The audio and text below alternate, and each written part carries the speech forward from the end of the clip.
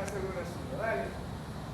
Ok, aquí tenemos los tres tipos de RNA, RNA tipo 1, que es ribosómico, el 2, que produce el mensajero, y el RNA tipo 3, es el que produce el RNA de transferencia.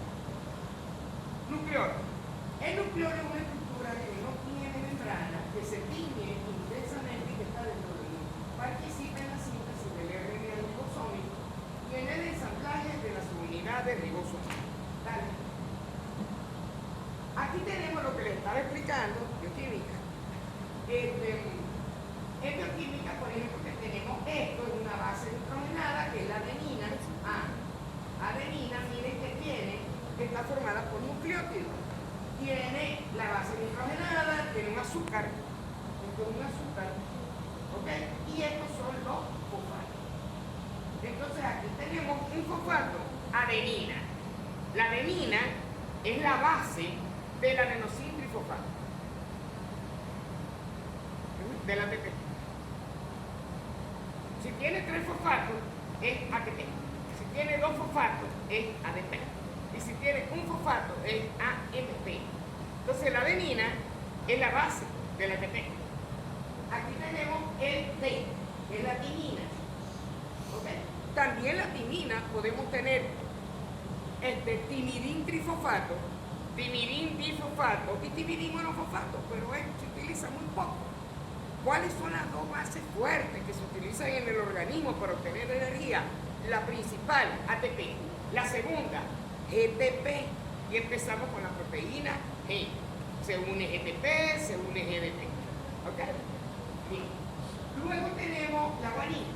Entonces tenemos la GTP. Y aquí tenemos la guanina como base nitrogenada, no como energía, sino como base nitrogenada, constituyendo el DNA y el RNA. Y esta es la citosina. Entonces aquí vamos a tener que todas estas pueden combinarse para producir el DNA. Dale. Ok, lo que hablábamos, el DNA tiene doble hélice. Tiene una, esta se abre y esta se abre para poder copiarse. Ahora tenemos una hebra, que es esta hebra, que la van a ver también en bioquímica, que se llama una hebra conductora.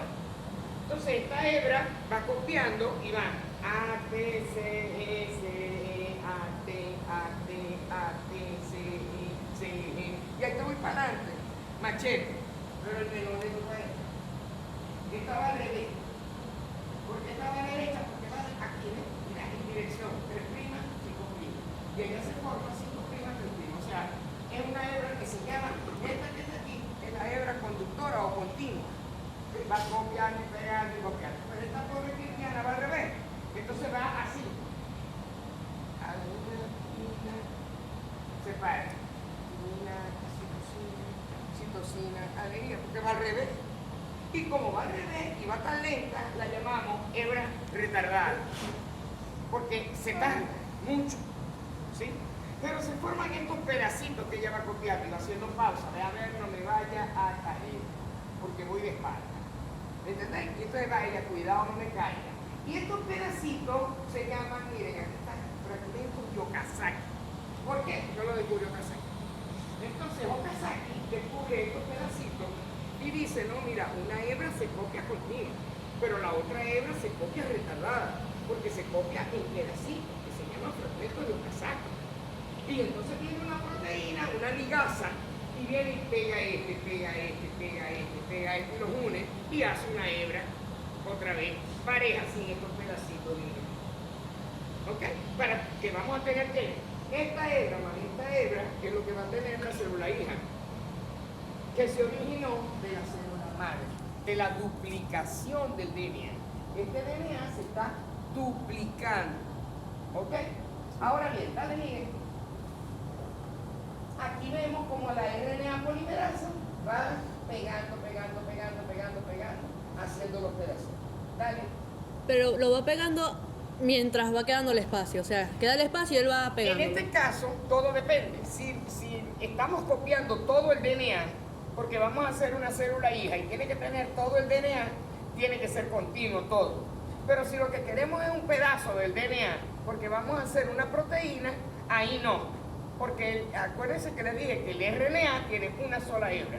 Entonces ahí no se van a formar fragmentos de Okazaki, porque es una sola hebra y es continua. ¿Ves?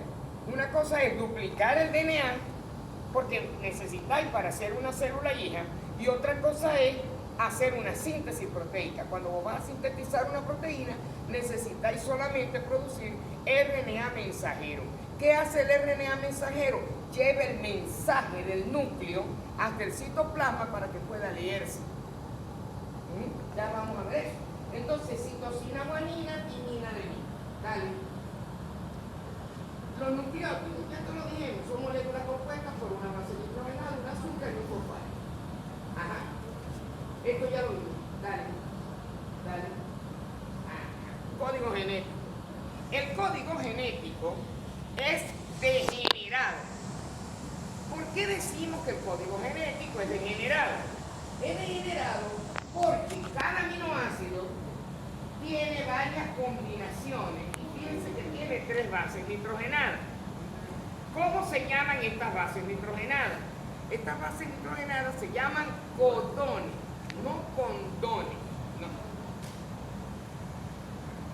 Sí, porque un estudiante que me dijo así, ¿qué es un codón? Y se rió, ja, ja, ja, ja, ja. Profesora, no es codón, es condón. Y un condón es un forrito que se pone para no preñar a la mujer.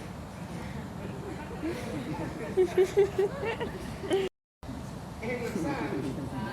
Ja, ja, ja, ja, ja. Aquí tenemos, por ejemplo, fíjense, la fenilalanina tiene uracilo, uracilo, uracilo, y tiene también UUC, tiene también UUA. Bueno, mentira, esta es la UUC.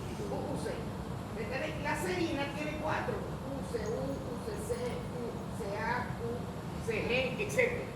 Ahora, ¿cómo se llaman estas 3 bases nitrogenadas? Codón. ¿Qué es un codón? Pregunta el examen. Un codón es una secuencia de 3 bases nitrogenadas que codifican para un aminoácido. Repito, es una secuencia de 3 bases nitrogenadas que codifican para un aminoácido. Porque ¿cómo sabe el RNA de transferencia qué aminoácido se va a pegar si no hablamos el mismo código? Tenemos que hablar el mismo lenguaje, y este es el lenguaje que tenemos. Eso se llama codones. Un codón, 2 codones, 3 codones, 4, 5, 6, 7. Todos esos son codones. Nitrogenada.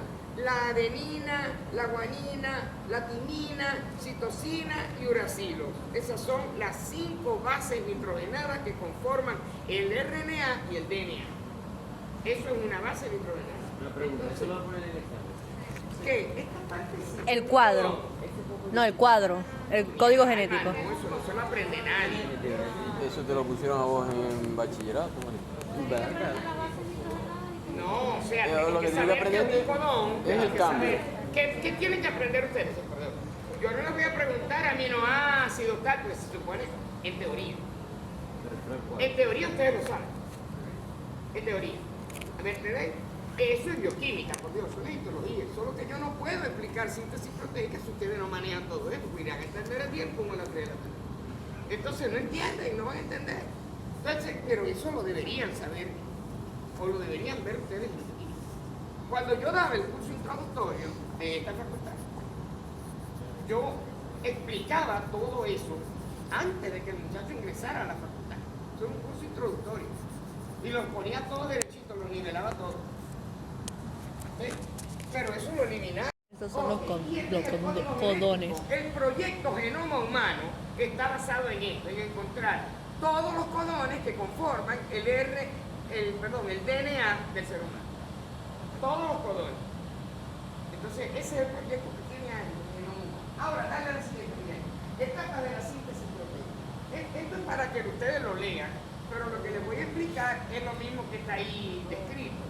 Pues para que vean en una diapositiva y una así. Dale. Entonces, ahora, todas las proteínas comienzan con AUG. Esto sí va para el examen y es seguro que va para el examen.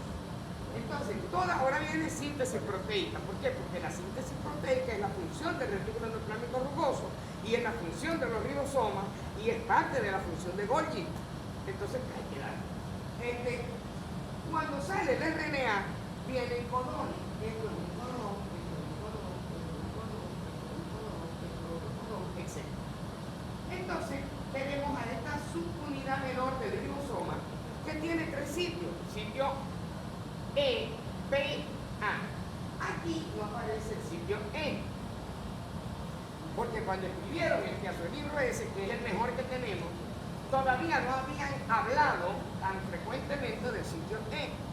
Pero si ya ustedes lo ven hace muchos años, de cualquier libro avanzado, van a encontrar que aquí falta el sitio E, que es el sitio de salida. Entonces tenemos tres sitios, E, P, A. Esta es la subunidad menor. Entonces la subunidad menor viene así.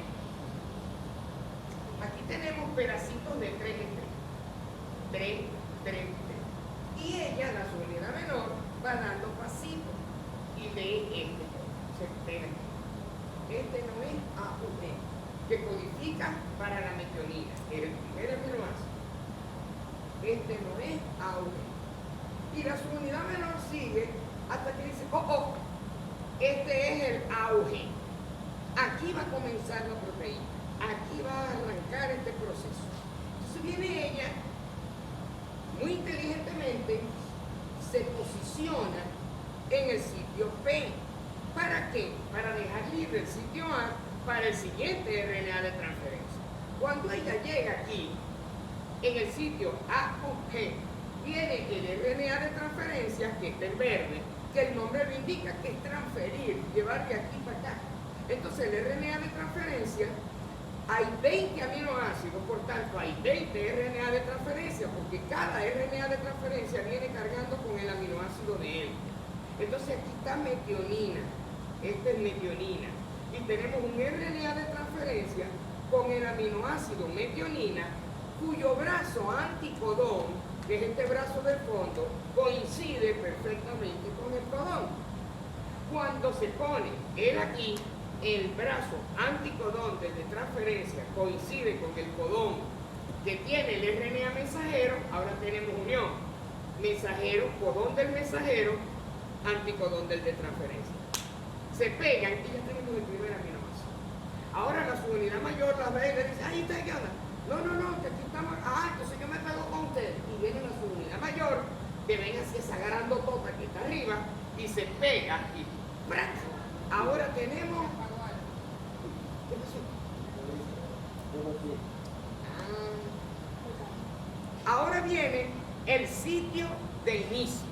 Ya tenemos la fase de inicio, que es la subunidad menor posicionada en el auge de la metionina, todo perfecto, formado, y ahora viene la fase de elongación. En la fase de elongación va a venir,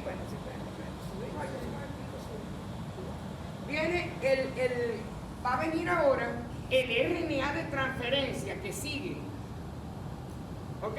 Cargando con su aminoácido. Entonces puede venir alguien y llega aquí y dice, hay un sitio A vacío, y se quiere pegar, y empieza, mi anticodón no coincide con el codón, porque aquí, por ejemplo, puede tener G y aquí tener A, entonces no coincide. Como no coincide, entonces empieza a tambalear, no puede y se va. Y viene otro, hay un sitio vacío, yo voy a ver si me pego aquí. Y se pega, y si no, se tiene que ir. Hasta que llegue el aminoácido indicado, donde el brazo anticodón coincida con el codón. Ahora, cuando eso sucede, ya tenemos un segundo RNA de transferencia cargando con el aminoácido. Tenemos sitio P, RNA de transferencia con aminoácido. Sitio A, RNA de transferencia con aminoácido. Ya tenemos dos RNA de transferencia. Ahora, ¿cómo hacemos para liberar espacio y que sigan viviendo los demás? ¿Cómo hacemos? Hacemos lo siguiente. Lo que vamos a hacer es que la subunidad mayor se desplaza, ¿ves? Y al desplazarse hace que se desplacen los sitios. Entonces el RNA de transferencia que estaba en el P pasa al sitio E y se va. Y el que estaba en el D deja libre el sitio A. Pero antes de irse, cuando la subunidad mayor va hacia el lado, el aminoácido queda pegado a este otro aminoácido. Ahora tenemos una cadena con 2, luego una cadena con 3, luego una cadena con 4, hasta que llega, sigue leyendo, hasta que llega este señor, que es el factor de terminación. Este señor es el rompefiesta, el factor de terminación. Cuando él se pega, acaba la fiesta. Bota la cerveza, se alza con el otro, se cae a batazo con el otro y se acabó la fiesta. Todo el mundo para afuera. Este señor desensambla el sistema. ¿Por qué? Porque no hay un RNA de transferencia para este codón, porque esto es un codón de paro. El codón de paro es para que quiere decir que marca la finalización de esa proteína. El problema grave está cuando por una mutación se cambia una base nitrogenada y nos ocasiona un codón de paro. Entonces la proteína se va a parar porque una mutación produjo un codón de paro. Miguel, baja ese y me pones el videito que está. Baja, ponle la chiquita. Me pones el videito. Esto es el retículo endoplasmático y fíjense que aquí hay una secuencia señal para que se pegue aquí. ¿Por qué? Porque si no, el RNA mensajero no sabe para dónde va. Entonces, para poder saber, le ponen una señal que se va a meter en el retículo endoplasmático rugoso. Y ahí es cuando va a entrar, y mire aquí, ¿ves? Se sintetiza la proteína y se le pegan azúcares, carbohidratos, y se transforma entonces en una glucoproteína. Dale, Miguel. Ok, Golgi. El aparato de Golgi fue descubierto por Camilo Golgi. Tiene cisternas curvas y aplanadas y están limitadas por membranas que forman el apilamiento de Golgi. La periferia de cada cisterna tiene vesículas, las cuales entran y salen. Hay un equilibrio de entrada para tratar de producir. Fíjense que ella sale por un proceso de gemación y cada pila tiene una cara que está cercana al retículo endoplasmático rugoso, que es la cara cis. Es una cara cóncava, la barriguita cóncava. Y atrás hay una cara trans, que es la cara esta, ¿ves? Esta que está aquí. Esta es cóncava y esta es convexa. Convexa y cóncava. Esta tiene un hueco aquí. Entonces, esta es la convexa, cis. Esta es la cara cóncava, trans. Ok, esta es la cara de salida. Entre ambas hay todos los compartimientos de estos que son compartimientos mediales. ¿En qué funciona Golgi? Golgi funciona en la síntesis de carbohidratos, o sea, de polisacáridos. Golgi modifica las proteínas que produce el retículo endoplasmático rugoso. Por eso se llaman modificaciones posttraduccionales de la proteína, porque es una proteína que ya fue elaborada. A su vez, participa en la síntesis del mucopolisacárido sulfatado. ¿Quién? Las células caliciformes. Las células caliciformes son células productoras de moco, son mucopolisacáridos sulfatados. Y el moco es importante el moco en el aparato, o sea, en los intestinos, sobre todo en el grueso, para poder lubricar y que salgan los cilindros fecales. El moco es importante en la tráquea para que si entra un elemento extraño, el moco lo detiene y lo expulsa por el mecanismo de la tos, que es autónomo. Vos no controláis la tos. Entonces usted y lo botáis, ¿ok? Entonces, todas esas son células caliciformes que la van a ver con Susi el lunes en el video. Las células beta del páncreas, por ejemplo, producen proinsulina, que no es total, o sea, no está formada como tal la insulina, es lo que va a derivar en insulina. Esta proinsulina, sintetizada por el retículo endoplasmático, se desdobla en Golgi a insulina. Y entonces las células del páncreas, las células beta del páncreas producen insulina, la insulina pasa a la sangre como insulina y de insulina es cuando va a ejercer su función. ¿Cuál va a ser? Regular el azúcar de la sangre. Okay. Luego tenemos que produce también los lisosomas. Todos los lisosomas, que son los estómagos celulares, son producidos todos por Golgi. Produce los gránulos corticales del óvulo. Produce todos los lisosomas, gránulos secretorios, gránulos corticales. Todo eso lo produce Golgi. Dale. A su vez, fíjense aquí como hay un mecanismo de membrana, esto sale del núcleo, sale por los poros acá, entra el retículo endoplasmático rugoso, el retículo endoplasmático rugoso saca una vesícula, se da el transporte de vesículas, llega a la cara cis de Golgi se modifica y sale por la cara trans hacia el medio externo de la célula.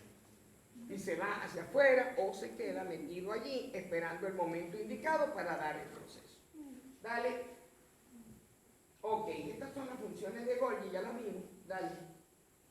Y aquí está, miren cómo esta vesícula se va acercando a la membrana plasmática, se fusiona, se abre y vierte todas estas proteínas que vienen de Golgi, las elimina, o sea, las expulsa. No las elimina, las expulsa hacia afuera. Dale. Aquí vemos como una bacteria, que la vemos aquí en blanco, acá. Esa bacteria es fagocitada, se fagocita, se forma una vacuola fagocítica allá, y luego vienen los lisosomas, se pegan a ella, vierten el contenido y se digieren. Y luego va a ser expulsado. Lo que queda, lo podemos expulsar, lo podemos dejar ahí. Dale, Miguel. Los lisosomas. Los lisosomas son estructuras citoplasmáticas que están rodeadas por membranas que pueden similar, o sea, a gránulos, parecen granulosas, en estado de inactividad y parecen vesículas cuando se activan. Se derivan generalmente de Golgi, pero en condiciones de estrés pueden originarse del retículo endoplásmico también. Entonces constituyen un sistema digestivo que desdobla materiales dentro y fuera de la célula. O sea, son los estómagos celulares. Dale. Ellos van a tener un tamaño aproximado de 0.2 a 0.4 micrómetros. Son chiquitos, parecen casi el tamaño de una plaqueta. Se encuentran en todas las células, menos en los glóbulos rojos o eritrocitos, y son abundantes en los glóbulos blancos, por supuesto, porque los glóbulos blancos son los que fagocitan, son los que digieren, son los que defienden.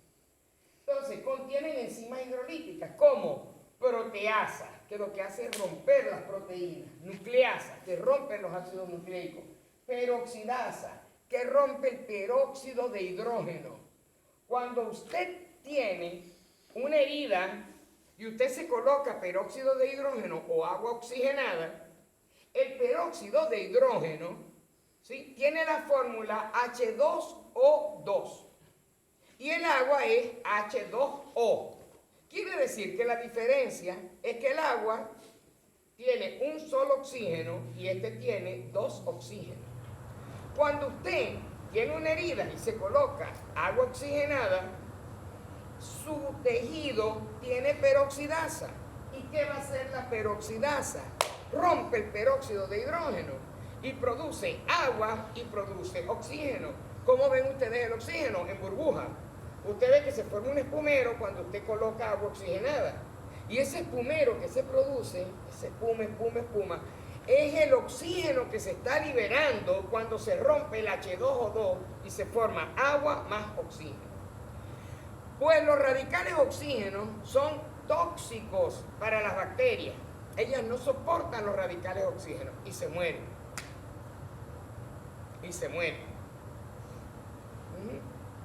Entonces, por eso es que el agua oxigenada mata a la bacteria. Por los radicales oxígenos que se liberan cuando reacciona con la peroxidasa de nuestro tejido, que utiliza como sustrato el peróxido de hidrógeno. Hace un efecto y produce este producto que es el oxígeno liberado y el agua. Bien, a su vez entonces también tenemos las lipasas que rompen los lípidos, las glucosidasas que rompen azúcares, etc.